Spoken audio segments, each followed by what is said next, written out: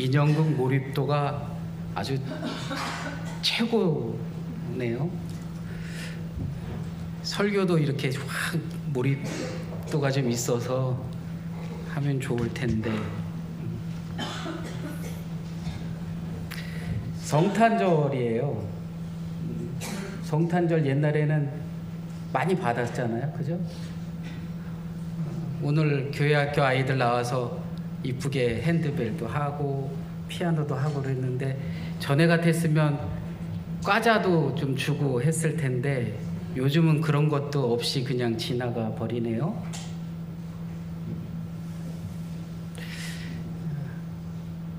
무엇인가 받고 기뻐하면 좋겠죠. 처음으로 저는 어머니 생신을 잊고 지내갔습니다.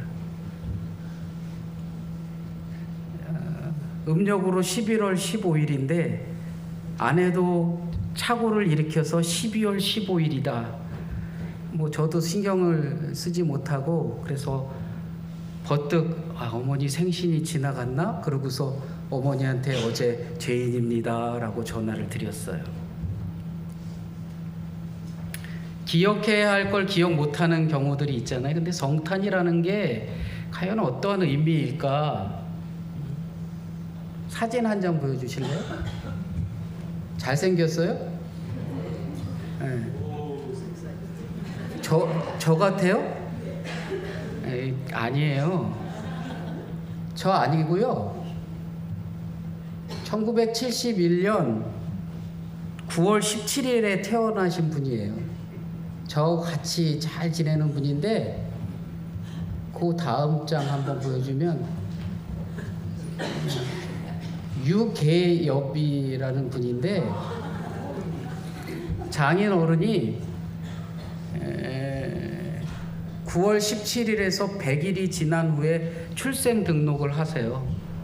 그래서 생일, 주민등록상 생일이 언제냐면 1971년 12월 25일입니다. 주민등록상 생일이 오늘이에요. 딸아이가 이거 하면은 엄마한테 혼낸다고 그랬는데 설교 진행상 했어요. 고등학교 보내주면 잘생겼죠? 저는 돌 때 찍은 것 같아요. 생각에도 없는데 네, 됐어요. 생일 기쁘고 좋잖아요. 성탄 기쁘고 좋아요? 좋죠.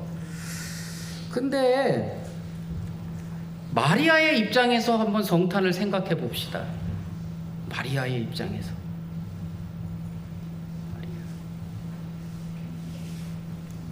누가복음에 보면 가브리엘 천사가 마리아에게 나타나서 얘기하잖아요. 네가 성령으로 잉태해서 아기를 낳을 거라는 거예요. 우리는 뭐 당연하듯이 받아들이지만 2000년 전 그 당시 상황에 부정한 짓을 저지르면 뭐 할 수도 있는 일이었냐면 죽을 수도 있는 일이었어요. 마리아라는 그 여인이 어떠한 배경을 가지고 있고 어떠한 사람인지 성경에는 거의 나타나 있지 않지만 당시 대부분의 뭐 한 20%가 이름이 마리아였다는 거예요. 옛날에 우리 뭐 영희, 철수 뭐 이런 것처럼. 그 전에 가보면 미자 많더라고요. 그죠? 미자, 명자, 자자 들어가는 돌림자 많이 쓰잖아요. 춘자도 계시는군요. 마리아도 그냥 평범한, 그냥 많은 사람들이 마리아라고 이름 불릴 정도로 연구에 의하면 뭐 한 20%가 마리아였다는 거예요. 그러니까 뭐 발에 치면 다 뭐예요? 마리아예요. 작고 외진 시골 마을의 이 마리아에게 천사가 나타나서 아기를 갖는다는 거예요. 근데 마리아가 이야기하듯 뭐라는 거예요? 자기는 남자를 모른다는 거예요. 근데 될 일이 없다는 거예요. 그런데 성령으로 잉태해서 세상을 구할 아이가 너에게서 날 거다라는 그 얘기를 듣고 마리아는 뭐라 그러냐면 네, 그렇게 되기를 뭐 한다는 거예요? 원한다는 거예요. 우리는 너무 쉽게 그냥. 그런데 누가복음에 보면 마리아의 상황을 어떻게 표현하고 있냐면 그 이야기를 들은 마리아가 어떻게 빨리 일어나서 어디로 가요? 사촌집으로 도망을 쳐요. 빨리. 예? 무서워하지 말고 너에게 구원할 자가 나겠다라고 말하지만 예수님이 하나님의 아들이시다라고 해서 이러한 당연한 고지가 우리에게는 매우 익숙하게, 그래서 너무나도 쉽게 편안하게 받아들일 수 있는 것이라고 생각하고 있지만 천사 가브리엘이 마리아에게 전한 이 메시지는 얼마나 유별났는지 몰라요. 자신의 생명까지도 빼앗길 수 있는, 자신의 생명에 위협을 당할 수 있는 그러한 순간이었다는 거예요. 그래서 요셉도 어떻게 했대요? 그 사실을 알고 조용히 관계를 끊으려고 했다는 거예요.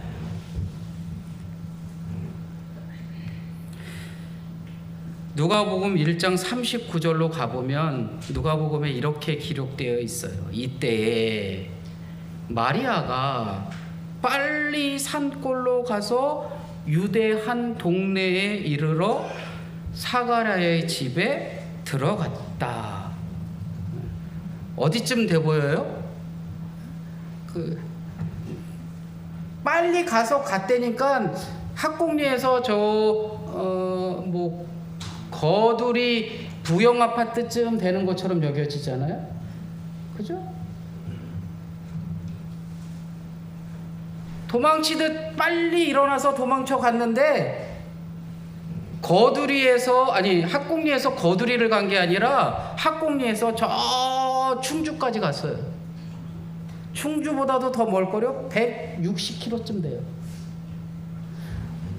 나사렛에서 유대 땅 베들레헴 지나 사가랴의 집 거기가 160km예요.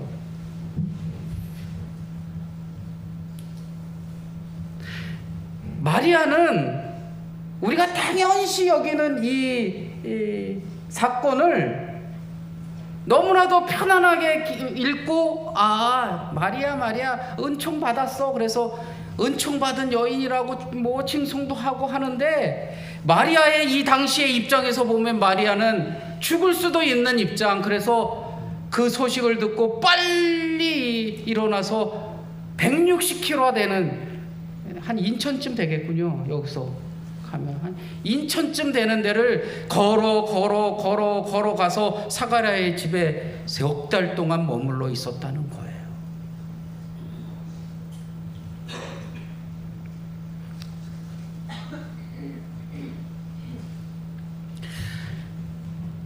상황으로 보면 마리아는 끝내 뭐 해야 되는 사람이냐면 거부해야 하는 사람이에요. 저는 못해요. 안 돼요. 죽을 수도 있어요. 그렇기 때문에 모든 것을 포기하고 모든 것을 내려놓지 않으면 예수 그리스도의 오심을 받아들일 수 없는 거예요. 그때 마리아가 이렇게 고백을 하잖아요. 나에게 이루어지기를 바랍니다. 나에게 이루어지기를 바랍니다. 기꺼운 마음으로 내 생명도 내어놓겠습니다. 기꺼운 마음으로 나 자신을 포기하겠습니다. 라는 고백이 그 안에 들어있다는 거예요. 성탄은요, 나를 버리는 게 성탄입니다.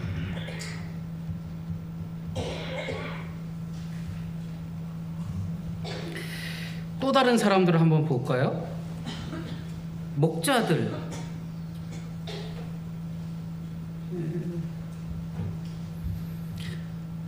목자들의 상황을 보면 들에서 양떼를 지키던 사람들이잖아요.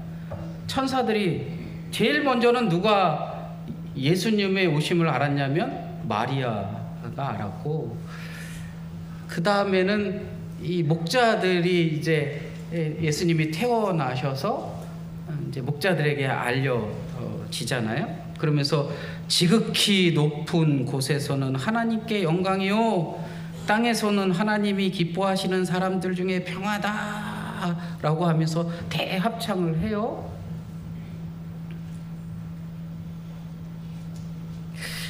목자, 오늘 새벽에도 말씀드렸지만 목자의 입장에서 보면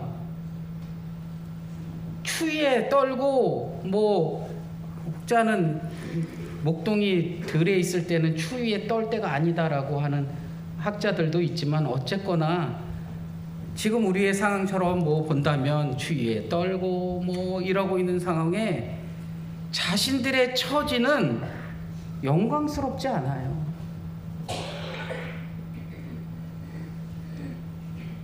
자신의 상황들은 절망 그 자체일 수밖에 없는 현실이 그들에게 있는 겁니다.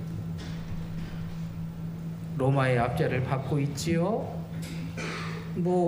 대부분의 사람들이 유랑걸식하던 시기였기 때문에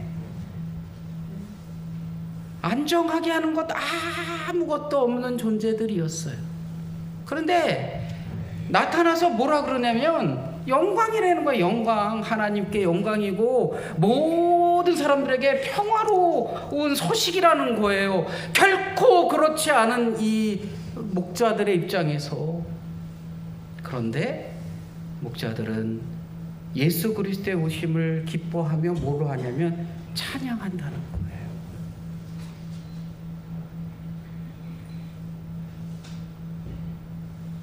성탄은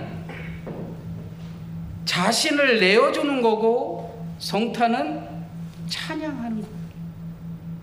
그러면 우리 나라에 개신교가 들어와서 성탄절을 어떻게 지냈나 한번 볼 필요성이 있지 않겠어요? 우리 처음에 들어와서 복음 어떻게 했냐, 성탄절.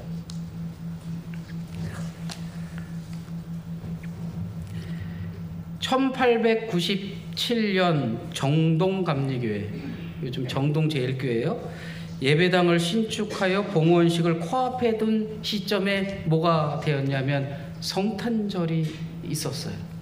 그 성탄절 풍경을 기록한 내용이 있는데 어떠한 내용이냐면 잘 들어보세요. 24일 하오 5시에 교우들이 새 회당에 모여서 기이한 그림을 구경할 터인데 문표 1,000장을 미리 논아주어 교중 형제와 교회 친구들을 다 청하여 하나님을 찬미하고 기도한 후에 아폰설라 목사가 잠깐 논설하고 여러 사람이 기쁜 마음으로 연보한 돈이 남녀 합하여 25원이라. 수전한 후에 기이한 그림을 재미있게 잘들 구경하고 7시쯤 파했다 라는 거예요. 모여서 그림 같은 거를, 성화 같은 거를 쫙 보여줬나 봐요. 모여서 그거 하고 찬미하고 한 후에 헌금도 했는데 한 25원쯤 헌금했다는 거예요. 25일, 이날은 우리 구세주의 탄신이라 오전 10시에 교중 형제와 자매들이 다 기쁘고 감사한 마음으로 새 회당에 모여서 찬미 기도하고 아편설라 목사가 10년 전에 전도한 논설을 다시 읽어 들리는데 그 분명한 말씀과 정론한 언론이 이치에 합당하고 추호도 차착이 없어 듣는 이가 다 귀를 기울이며 기이 여기더라. 그 후에 교우 노병선 씨가 논설하되 구세주의 탄신이 세계상의 제일 큰 명일이 되는 것은 구세주께서 만국 만민의 죄를 대속하사 믿는 자로 하여금 영생을 얻게 하심이라 하고 각기 일심으로 하나님의 은덕을 찬송하고 12시나 되어서 파하니라. 오후에 전날 연보한 돈으로 남녀 교우 중 비난한 사람과 병든 이들을 차등이 있게 분배하여 구제하고 저녁 7시에 학원들이 배제학당 회당 앞에 등불 수백 개를 켰는데 그 중에 제일 큰 십자등 1개를 만들어 금자로 강조 동방 4글자를 써서 공중에 높이 달고 아이들에게 실과를 주어 기쁜 날로 표했다. 처음 한국에 이 땅에 들어온 개신교는 성탄을 어떻게 했냐면 하나님을 찬양하고 또 함께 헌금한 걸 뭐 하는 거? 구제했다는 거.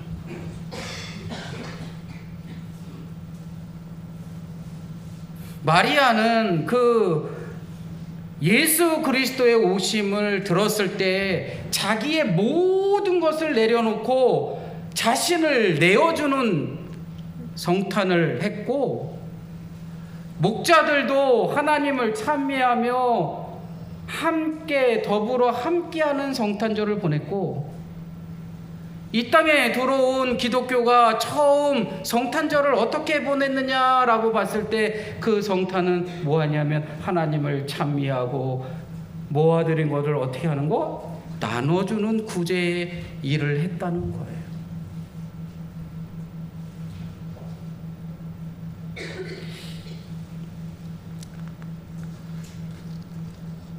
우리나라에서 시작된 게 참 많더라고요. 땡그랑 땡그랑 하는 자선남비, 구세군, 한 손에는 복음을 한 손에는 빵을 이라는 기치 아래 구세군이 감리교에서 나왔거든요. 구세군. 근데 그 구세군의 자선남비가 언제 시작됐냐면 우리나라에서부터 시작이 됐대요. 전 세계 이 땅그랑 땅그랑 하는 그 시작이 우리나라에서부터 시작이 되었다는 거예요. 자선남비, 크리스마스 실. 전에는 우편을 많이 쓰고 해서 크리스마스 실 그랬는데 복고가 유행이라서 요즘 크리스마스 실 구입하는 사람들도 있다네요. 그래서 알아봤더니 팔고 있더라고요. 크리스마스 실. 그 크리스마스 실은 고성에 가면 셔우드 홀 기념관 있잖아요. 그 셔우드 홀이 처음으로 발행을 해서 계속되어 오고 있습니다. 중단되었던 거를 원주 제일교회 문창모 장로님, 돌아가신 문창모 장로님이 다시 해서 현재까지 이어지고 있습니다. 성탄입니다. 이 성탄은 하루의 즐거움을 만끽하는 그러한 즐거움의 날이 아니라 이 성탄은 추운 겨울 하루 쉬는 날 또는 그저 하루 즐겁게 지내는 날이 아니라 아기 예수의 탄생을 찬미한 천사처럼 하나님을 찬양하는 날이기도 하고, 또 자신의 모든 것을 내어주듯 자신의 모든 것을 포기하고 내려놓았던 마리아처럼 자신을 내어주는 날이기도 합니다. 또한 동방 박사들이 예수님께 예물을 드리듯 지극히 작은 자들을 향한 이웃사랑을 실천하는 날이 성탄절이라는 것입니다.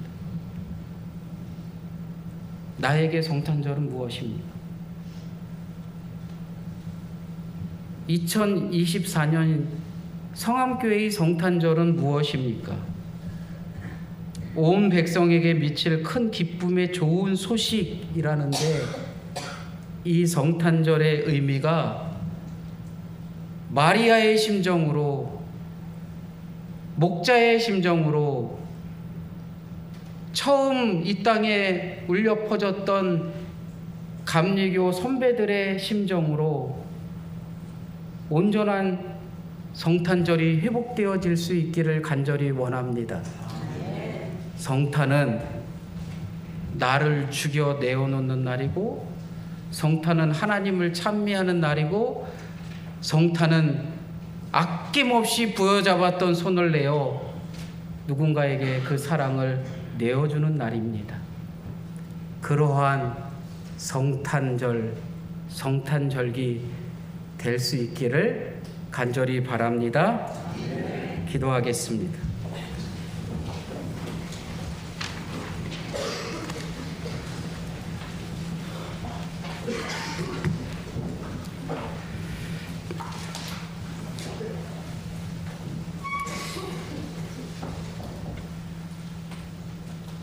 이채라는 시인은 이렇게 말합니다. 성탄의 종소리 온 누리의 축복으로 울려 퍼질 때, 미움과 미움은 용서의 강물로 흐르게 하시고, 마음과 마음은 기쁨의 합창으로 메아리치게 하소서. 하늘의 은총 지상의 눈꽃으로 피어날 때, 욕심과 불만은 눈처럼 하얗게 가볍게 하시고, 행복과 행복이 감사의 꽃으로 찬란하게 하소서. 평화의 메시지 온누리의 숭고한 빛으로 은혜로울 때, 스스로 비우고 낮아지는 겸손의 목소리에 귀 기울이면 비로소 화합으로 하나 되는 세상, 사랑과 사랑으로 가슴 벅찬 희망이게 하소서.